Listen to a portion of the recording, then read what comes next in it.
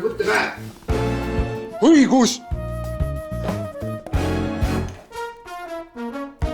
No nii, juba läheb. Tere tulemast pardale. Mina olen Argo Luude, Eesti Keskkonnateenuste tegevjuht. Kas sa tead, millega me tegeleme? Ei?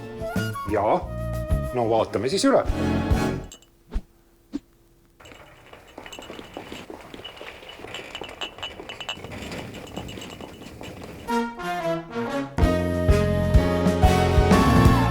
Meid on kokku 900, kamp on suur ja üsna, aga raasta käibe 100 milli, prügiautosid ka 100. Toodame biometaani ja veedelväetist, käitleme ka ohtlikke jäätmeid.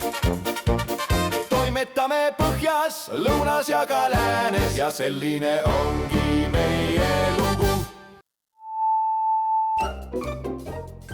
Kordame üle. Peamisteks tegevusvaldkondadeks on jäätmete transport ja käitlus, biometaani ning vedelväetise tootmine. Tänan, et olite täna meiega ja saade lõpetab.